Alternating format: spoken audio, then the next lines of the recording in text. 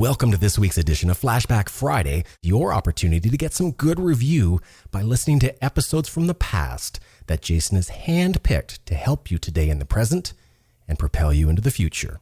Enjoy. This show is produced by the Hartman Media Company. For more information and links to all our great podcasts, visit hartmanmedia.com. My goal is maybe get into real estate also to help my friends do what I've been able to do. A lot of them are asking me about it and spend more time with my family. And hopefully grandkids too. My daughter's married 3 years now, so maybe in the near future we'll have grandkids to take care of.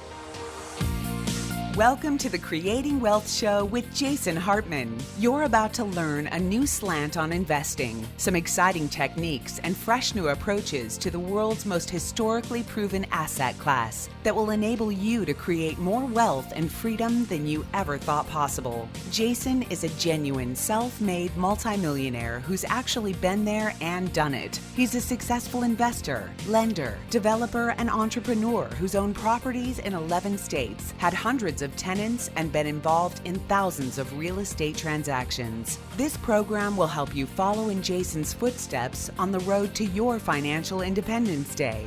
You really can do it. And now, here's your host, Jason Hartman, with the complete solution for real estate investors. Welcome and good evening from Tampa, Florida. This is a very special episode today, and I have a feeling you know why it is a special episode. Because it is episode 1300. Yes, another century mark, episode 1300. Thanks for joining me. That, of course, also means it's a 10th episode show. And today we are going to talk with our guest about something quite fascinating. And here is the fascinating thing. Ancient technologies. Now, years ago, well, I guess it's many, many years ago in a way, but I hadn't heard it expressed this way in the term with the phrase ancient technologies. A friend of mine who really studies this stuff as a student of history, science fiction, all of the above, and he was talking to me about how we are in not the first technological revolution, but the second or maybe the third or fourth or fifth. And there's all sorts of evidence, like the Baghdad battery, as you've probably heard of that. This ancient battery that was found long before battery technology existed. And hey, how'd they build the pyramids? Nobody knows, right? Nobody knows. There's lots of theories, but nobody really knows. So we're going to talk with our guest today about ancient technologies. And maybe what we think is modernity ain't so modern, really. Maybe there were a lot of technologies before that somehow we just don't know about, right? We have some clues, but we don't have like overwhelming evidence that there were advanced technologies before. Well, I guess you could say the pyramids are pretty overwhelming, that Stonehenge is pretty overwhelming, that the Baghdad battery is pretty overwhelming, and all sorts of other stuff. So we'll dive into that subject with our guest today. But before we do that here on episode 1300, and we go off topic and talk about something of general interest, not about real estate investing or the economy. But before we do that, let's do just a little bit of that here in the monologue portion. So I'm at this conference. I've got a little speaking engagement here. I'm with about 150 people who are entrepreneurs. Lots of real estate entrepreneurs here. This event skews towards real estate, though it's not exclusively for real estate investing. And I tell you something, with all the signs, and there are definitely some signs, of a looming recession, there's a lot of optimism in this room. Now, maybe it skews that way just because, hey, entrepreneurs are generally kind of optimistic, right? They have to be. What other choice is there? You're not going to make it taking risk and being an entrepreneur if you're not somewhat optimistic, right? You got to believe in ideas when the world doesn't believe in you, when nobody else believes in you. So there's some definite optimism in the room. Then I look at the newspaper, yes, the good old-fashioned newspaper, and it tells me that producer prices fall for the first time since June. Now, the Producer Price Index, the PPI, is a common gauge of how the economy is doing, whether we are in a deflationary cycle or an inflationary cycle. And producer prices have fallen, which shows us that inflation is tame. And, that could be a sign that things are kind of cooling off a bit. Maybe a valid one. I don't know. It's too short of a time period to make a judgment. It's a very small sample, obviously, but it is nonetheless a sign. And Samsung, right below that, predicts a drop of 56% in profits for the third quarter.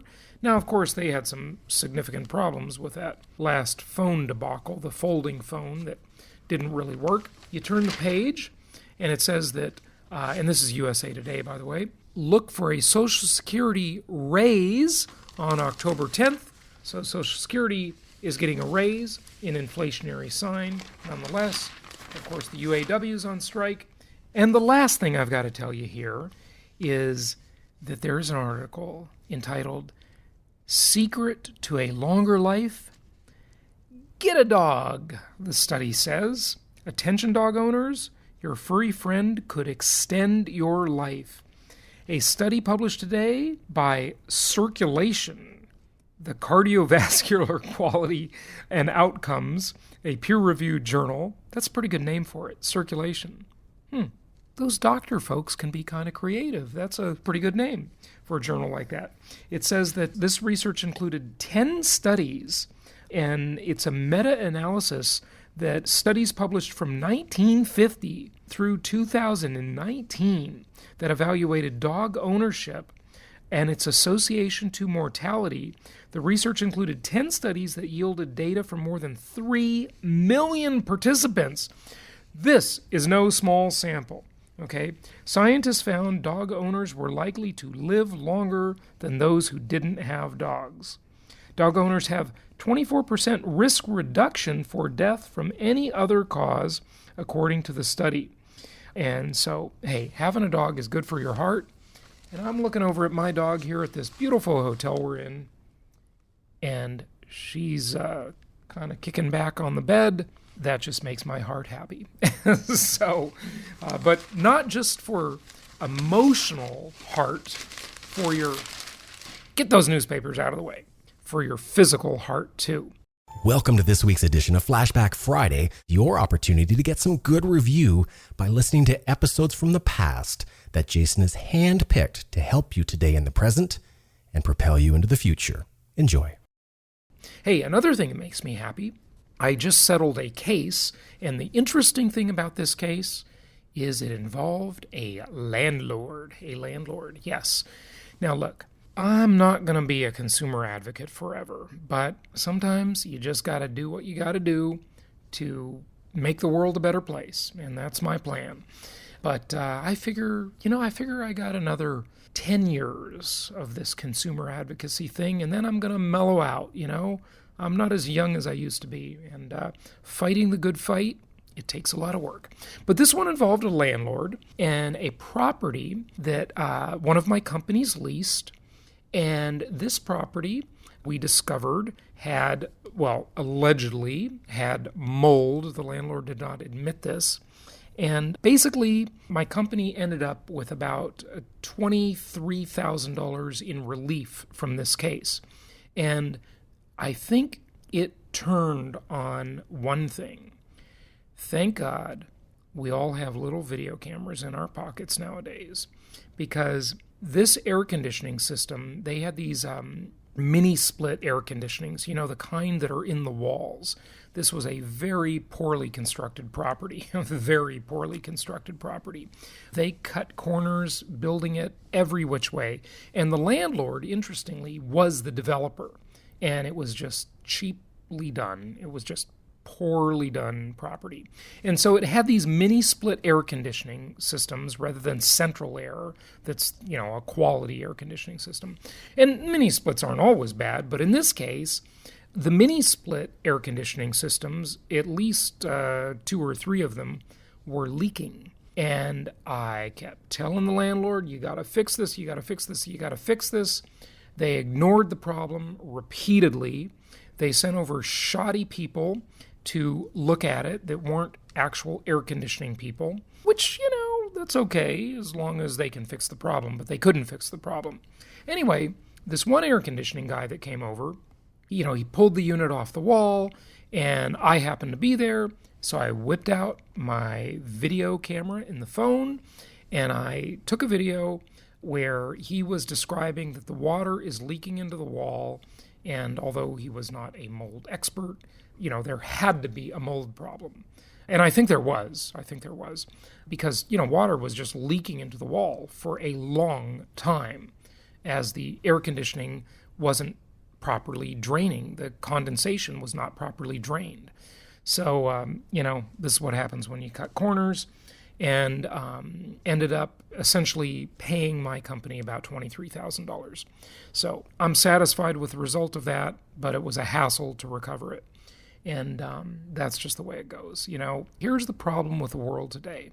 Instead of people just being, well, at least my possibly delusional idea of how they used to be in the past, we tend to paint the past with sort of rose-colored glasses, right? Leave It to Beaver world, Little House on the Prairie world, where people had honor and they kept their word and they did the right thing, and the people who didn't were ostracized from the community because it was a small world back then and everybody knew each other, and that's the way it was. Sadly, that's not the way the world is anymore, because everybody has this sort of over-entitled attitude, and when I say everybody, of course, I'm painting with a broad brush, not everybody, but a lot of people, this entitlement attitude and this shirking of responsibility, and it's an ongoing battle, and we all deal with it, and you all know it, and I know it, and it's just the way it is. This is why when you get in a business deal, don't expect to be able to hold people accountable through the system. You can try, but it's a monumental task to do it. Hopefully, you just, as much as possible in your life, will deal with people who are honorable, who play the long game, not the short game. They're not in it for the quick buck. They're in it for the long buck, okay? And when you play the long game, you do the right thing, right? But, hey, a lot of people, we live in an instant gratification society, and sadly, they don't play the long game. They play the short game.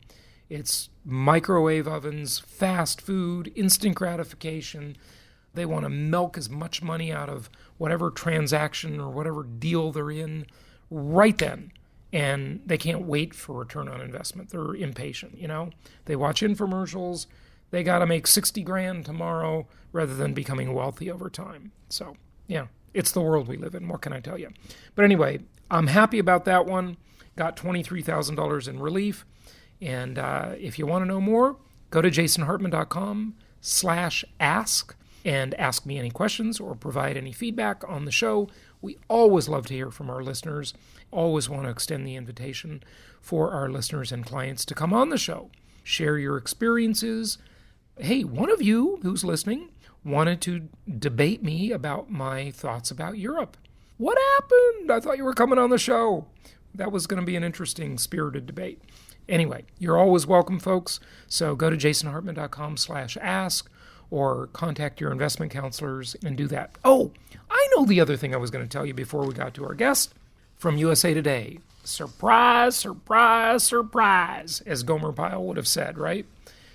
Corporate pensions may be a thing of the past. So you've probably heard about this, General Electric made this big move to significantly lower its pension liabilities, and they bought some people out of their pensions. We've all heard about the companies that have defaulted on pension obligations. And the default, just like the government's default on the value of our money, isn't necessarily an oblique, apparent default. Sometimes the default is subtle, the same way the government and the central banks play it with destroying the value of our money, our savings, our investments, right? Because they inflate the value away. So it can be an overt default, or it can be this hidden kind of default where most people don't even notice it. And that happens in pension systems just like it does with the money supply. So what do you need to do to protect yourself against this disaster? And hey, you public employees, you know it's happening to you. You know these pension plans are underfunded. They're at huge risk. There is a global pension disaster, okay? Just like there's a retail apocalypse, there's a pension apocalypse going on. And, we've talked about it on prior episodes. We'll continue to cover it. But what do you need to do? You need to go to jasonhartman.com. You need to join us for our upcoming Profits in Paradise event. You need to then click on the properties page, and you need to go check out the properties, reach out to an investment counselor, and let us help you find some good properties to secure your future and make your own pension rather than depending on anybody else. Make your own way in the world, be self-reliant, play the long game, and create your own future. So that is the plan. That's the one that works, not being dependent on governments or corporations or anybody else, making your own future. That's the only way to go. Okay, without further ado, let's get to our guest today. You're going to find this to be a fascinating interview. It is a 10th show, episode 1300, and let's talk about ancient technologies. It's my pleasure to welcome the mega best-selling author Graham Hancock to the show. He's the author of several books, including America Before, The Key to Earth's Lost Civilization. Graham, welcome. How are you? I'm good, thanks. Thanks for having me on the show. It's good to have you. You've got a tremendous body of work. I mean, you were a correspondent for The Economist and traveling around Africa and just doing all sorts of research and reporting, it sounds like, huh? Well, that's right. Until the late 1980s, I was very much involved in current affairs. And my last journalistic job was as East Africa correspondent for The Economist. So I was based in Nairobi in Kenya and traveling around East Africa. That's where I bumped into a really intriguing and interesting story that became my first book on a historical mystery. Neighboring Kenya is Ethiopia, which was very much on my beat. And central to Ethiopian Christianity is the belief that they possess the lost Ark of the Covenant. Uh-huh. And this struck me as a fascinating story, even from a current affairs point of view. But as I began to investigate it and realize that every single one of the 20,000 churches in Ethiopia has a replica of the Ark of the Covenant in its Holy of Holies, as I realized that there was a community of Ethiopian Jews practicing Old Testament Judaism, I began to realize that there might be something to this claim. And I set out to investigate it and eventually published a book in 1992 called The Sign and the Seal, A Quest for the Lost Ark of the Covenant. And that was really the beginning of my adventure in exploring historical mysteries and investigating them as an investigative journalist does. Sure. So my focus shifted from current affairs to the remote past, but the investigating techniques remained the same. Graham, how many books have you authored? I would say that it's around 20. And you've lost count. And how many languages are your books in now? Oh, more than 30 languages. Oh, fantastic. Tell us what you have found. Let's talk about your latest book, of course, in, the lost civilizations and why America is such a part of that. First of all, it's part of a logical progression for me. My best-known book by far was published in 1995, and it's called Fingerprints of the Gods. It's still very much in print. And Fingerprints of the Gods makes the case for a lost civilization of the Ice Age, a civilization that was brought to an end in a global cataclysm roughly 12,500 years ago. Since that book was published in 1995, a number of things have happened. First of all, I was subjected to an enormous amount of really hateful attacks from archaeologists and from their friends in the media for even suggesting that archaeology might have missed an important part of the human story. But secondly, over the last 20 plus years, more and more evidence has begun to come in supporting the basic case that I make, that we're missing a huge chapter of the human story. And this evidence has come in from all over the world. A very important development was the discovery in Turkey of a site called Göbekli Tepe. This is a gigantic megalithic site. It's a kind of Stonehenge, but it's about 20 times larger than Stonehenge, and it's nearly 6,000 years older than Stonehenge. And it's just impossible to explain in terms of current models of history. It suggests the possibility that after the cataclysm that brought the last ice age to an end, there were people who had advanced knowledge and advanced skills who attempted to pass those on to the hunter-gatherers who also lived in the world at that time. Another hugely important development, again based entirely on mainstream science, is the evidence that a really massive cataclysm did indeed strike the Earth in the window between 12,800 and 11,600 years ago. And again, this is based on the work of more than 60 major scientists, mainly in the field of geology. It's called the Younger Dryas Impact Hypothesis, and they are suggesting that the cataclysm, which nobody disputes the world passed through between 12,800 and 11,600 years ago, was sparked off by fragments of a disintegrating comet, which hit what was then the North American ice cap, because this was during the Ice Age, and unleashed unbelievable cataclysm across North America, the scars of which can be seen in the channeled scablands in the Pacific Northwest, for example, and indeed in the Carolina Bays in South Carolina as well. And the dating of this cataclysm, and again, this is now based entirely on mainstream science, is 12,800 years ago. So it's very much in the same window that I originally proposed back in 1995. And because the evidence has been turning very much in my direction, ideas that might otherwise have been abandoned 20 years ago because of the ferocity of the attacks upon them have resurfaced. And now people are realizing, hang on, maybe Hancock was right about that after all. Yeah. And the area where the most exciting new information is coming in is from the Americas. And that's why I've written this new book, to look at all the evidence from the Americas that relate to this issue of a lost civilization. Fantastic. So does this hold, there are many theories about how the human population was more advanced or as advanced as we are at one time. I mean, we have all of these structures on Earth and all of these things from the past that cannot be explained. Nobody really knows how the pyramids were built. Does your theory help explain some of this? I hope so, Yeah. yes. Okay. First of all, I'm very familiar with the Great Pyramid. I've climbed it 5 times.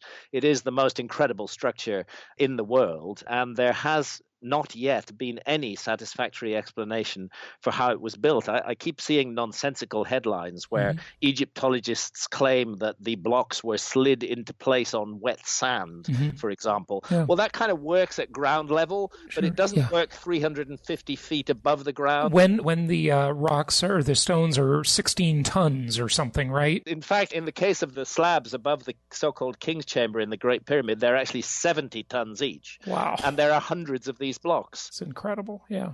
I mean, I've been there. I was there in 1995. I've been on the pyramids too. So I know it's just it's an amazing thing to see. It really is. So people talk about what's hard for us to relate to possibly is that the lost civilization was advanced, but advanced in a different way that we can't understand. The technology was different than what we think of as technology.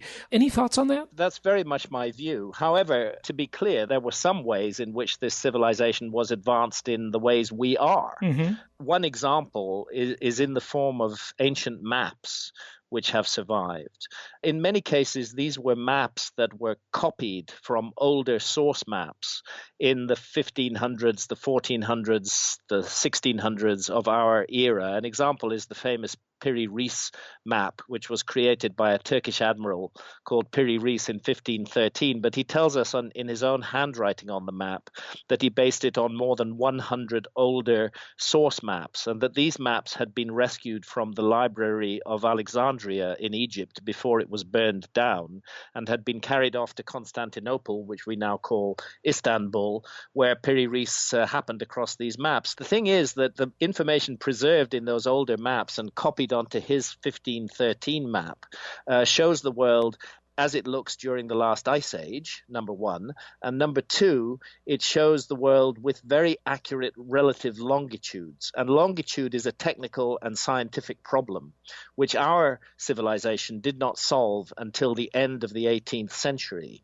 So maps of the world as it looked during the Ice Age with highly accurate relative longitudes suggest a level of technology in our terms that was at least as good as our technology at the end of the 18th century. And that in itself, to say that there was a civilization on the planet in the Ice Age when our ancestors are supposed to have been nothing more than Stone Age hunter-gatherers who were capable of exploring and mapping the world at a level that we could not match until the end of the 18th century, that is an indication of a level of technology that we can understand. But there are many aspects of technology from the ancient world that we can't understand. One of those aspects we've just touched on, which is the construction of the Great Pyramid. It's not just those huge blocks of stone in the Great Pyramid. It's also the fact that the Great Pyramid functions as a scale model of the Earth, that if you take the height of the Great Pyramid and multiply by 43,200, which is not a random number, it's a number generated by a key motion of the Earth itself, you get the polar radius of the Earth. And if you measure the base perimeter of the Great Pyramid and multiply it by the same number, you get the equatorial circumference of the Earth. So the Great Pyramid is a scale model of our planet, and a very accurate scale model of our planet on a scale generated by a key motion of the Earth itself, which is called the precession of the Earth's axis, which unfolds at the rate of 1 degree every 72 years. So what the Great Pyramid is telling us is that whoever made it and whenever it was made, and we know it was thousands and thousands of years ago, they had a complete knowledge of the size and nature of the Earth. And for the same reason, they placed the Great Pyramid on latitude 30 degrees north, which is 1/3 of the way between the equator and the North Pole. They wanted us to know that they knew the dimensions and character of our planet. And this is a level of knowledge that is far ahead of anything that is supposed to have been available at that time. That's amazing. That's amazing. Would it be possible to build the pyramids today with the equipment we have and the technology we have? Is that even possible today? I think it could be done. Mm-hmm. It would be fabulously expensive. Mm-hmm. And any CEO would immediately ask, why do we want to spend all this money creating this thing? I mean, the human willpower and skill and effort that went into this construction. And by the way, I forgot to mention, it's also oriented to true north within 3/60ths of a single degree. That's almost atomic level precision. Wow. In the alignment of the Great Pyramid to true north. And when you remember that it weighs 6 million tons and has a footprint of 13 acres, you're dealing with a really inexplicable level of technology. Likewise, if we go to the Americas, fascinating sites that I report on in my new book, America Before. In Ohio, for example, we have two very interesting sites. One is called High Bank Works, and the other is called Newark. These are both earthwork sites, gigantic constructions made of earth.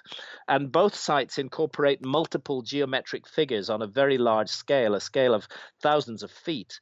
But what they share in common is two particular figures, and those figures are a combination of an octagon and a circle, again, on an enormous scale. The fascinating thing is that although there is 60 miles between Newark and High Bank, they were able to orient these two figures, the octagon-circle combinations in both sites, they were able to orient them at precisely 90 degrees to each other. And to do that across a distance of 60 miles, it's been staring us in the face for centuries, but it's only now that the measurements have been done that we've realized how incredibly sophisticated and accurate these ancient builders were. And we don't know how they did it. Yes, we could do it today, but with the level of technology that is attributed to our ancestors, they're not supposed to have been able to do things like that. Likewise, in Peru, the incredible megalithic sites of Sacsayhuaman and Cusco, where you have walls made of just enormous blocks of stone weighing hundreds of tons each. Each block is a different shape from the others. They're all interlocked in 3 dimensions. It looks as though they had a technology to soften stone, to mold it, and then to set it into place. Wow. That's incredible. That is really incredible. Talk to us about, the real history of America, if you would, or the Americas, I should say. Well, this is a really important point, because who is it who serves us in terms of interpreting our past to us?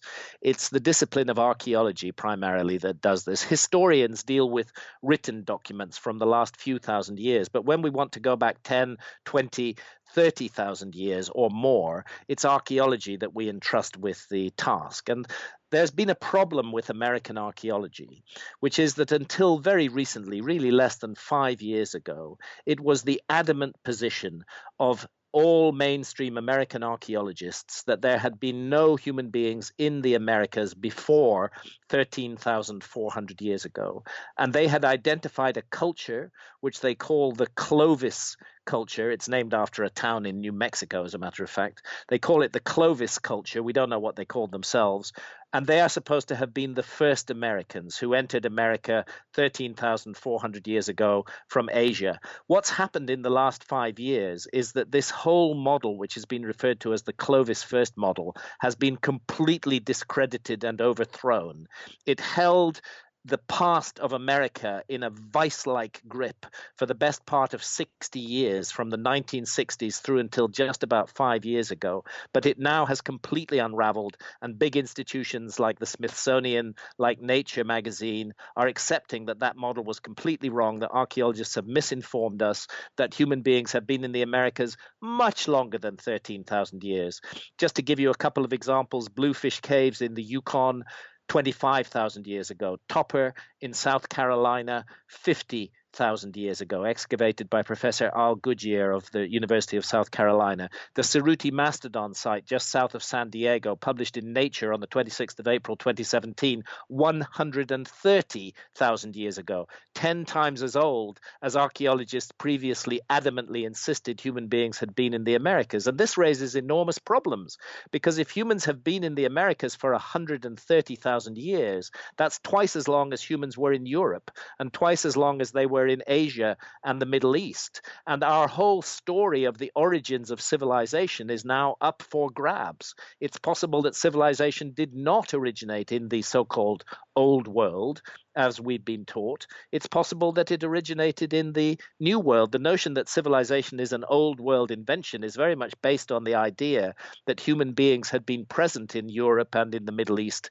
for 60 or 70,000 years, and very much based on the idea that there had been no humans in the Americas before about 13,400 Is there, years ago. Graham, it begs the question, is there some, you've endured a lot of, frankly, hate of people attacking your theories and so forth.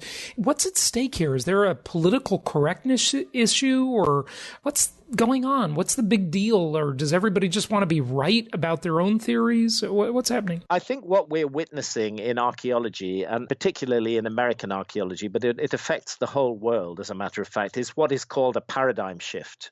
That we have been stuck with a particular body of ideas for a very long time, and that body of ideas has now been discredited. It's very normal. There's actually a book written about this by Thomas Kuhn. It's called The Structure of Scientific Revolutions. Right. And in this That's book, a famous book. Yeah. It's a famous book, and he goes into how knowledge progresses in science. And it doesn't progress gradually and slowly. It progresses with revolutions. Mm-hmm. And when a revolution occurs, it turns out that there's a background to it. And that background is a lot of information that was not explained by the previous theory, which had been dismissed by those who held the previous theory.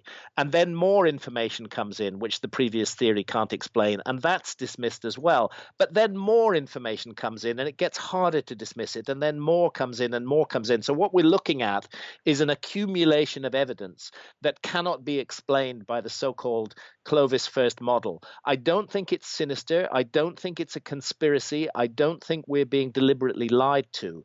I think it's the same across all of sciences. If you get a group of powerful individuals who have invested their career in a particular model of how things are, they find it very disconcerting to be presented with evidence that suggests everything they've done is wrong and false. And they will fight tooth and nail to protect the existing paradigm.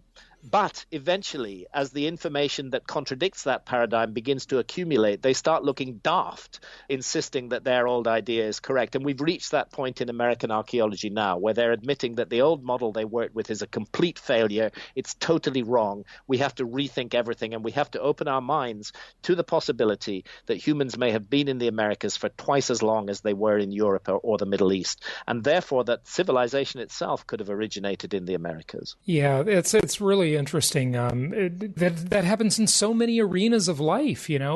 People just don't like being challenged. No, they've got a lot of investment in their belief system, right? No, they don't, and it's very normal, and it's human behavior. And science does have a self-correcting mechanism, which is that eventually, as more and more new information comes out, the old idea gets cast away. And we're witnessing that happening in American archaeology now. The question is what comes next? Because the key issue is that between 13,000 years ago and 130,000 years ago, there are huge amounts of deposits all over the United States that have simply never been investigated.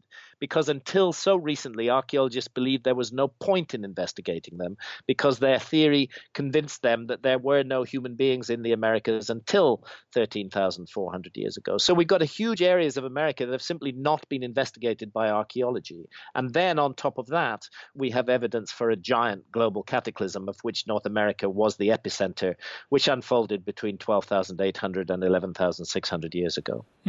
Any more thoughts before you go about the ancient technologies? You know, these theories about how we had incredible technologies before. We talked about that in this interview, and you talked about softening stone. Like, it's just hard to comprehend, at least for me, what kind of technologies might have existed. We all just sort of think of technology as, well, nowadays, computers and processors. And you know, before we thought about it as steam engines. And, you know, now we're thinking about biotech and the brain and DNA technology. But Correct. It's just hard to even understand. Like, we have this view of what technology is. And I think we have to stop looking at the past as though we're looking in a mirror and trying to find ourselves in it. And I think we have to look at the past as it is, as a window, and keep an open mind as to what we see there.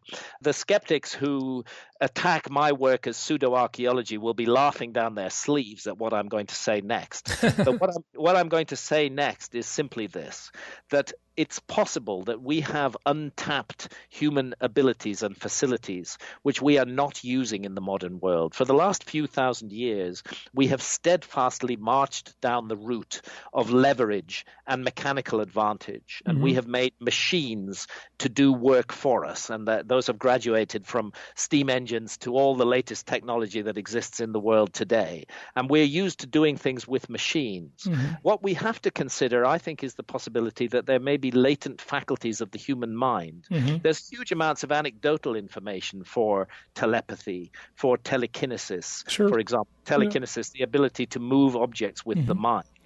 I think that we must consider the possibility that a lost civilization of prehistory may have had a very different approach to technology from ours, and that this is why we find it so difficult to explain their technological feats, because we're trying to explain those feats in terms of what we know, which is leverage and mechanical advantage. And skeptics have taught us to disbelieve in any mysterious human faculties like telepathy or telekinesis. And yet, we are wrong to close our minds entirely to that possibility. We don't know exactly what we are or what we're capable of as a species. Everybody has had the experience of hearing the phone ring and somehow knowing who's at the other end. Maybe that's just a minor, tiny example of a power of a facility that the human mind has, which we have allowed to lapse in the last few thousand years, but which a lost civilization of prehistory may have polished up to a very high level of achievement. Sure. And everybody's had the occurrence of precognate dreams and all sorts of things like that. I would certainly agree with you, but it would seem like there'd be certain people among us that really could use these faculties. You know, maybe some of us can't because we ignore it, or, you know, it requires practice or whatever. I mean, there are obviously monks and people, you know, that engage in like extreme meditational abilities and so forth. But I don't know. It's There's, for example, Dean Radin, PhD, who works with the Institute of Noetic Sciences, who's one of the scientists who's taking a serious look at these faculties that the skeptics find so amusing. The notion that there might be real physical powers attainable directly through the use of the human mind. And Dean Radin has done a great deal of experimental work on this, which supports it, but it's not a popular subject in our materialist reductionist science. The science that we have in the world today seeks to reduce everything to matter. Even consciousness is supposed to be just a kind of accidental byproduct of brain activity.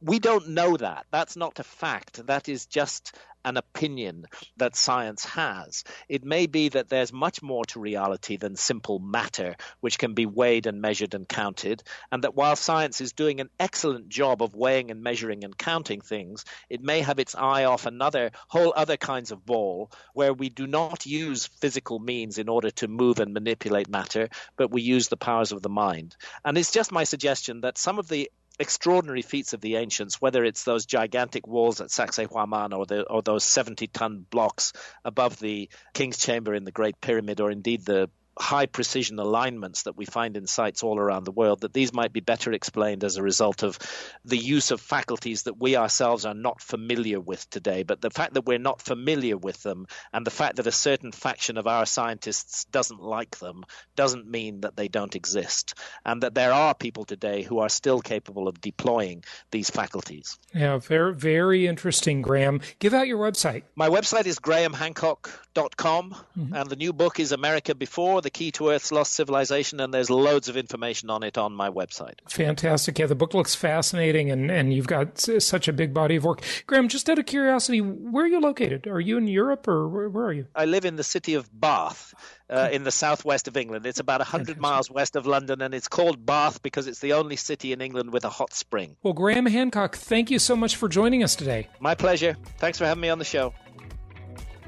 Thank you so much for listening. Please be sure to subscribe so that you don't miss any episodes. Be sure to check out the show's specific website and our general website, hartmanmedia.com, for appropriate disclaimers and terms of service. Remember that guest opinions are their own, and if you require specific legal or tax advice or advice in any other specialized area, please consult an appropriate professional. And we also very much appreciate you reviewing the show. Please go to iTunes or Stitcher Radio or whatever platform you're using and write a review for the show. We would very much appreciate that. And be sure to make it official and subscribe so you do not miss any episodes. We look forward to seeing you on the next episode.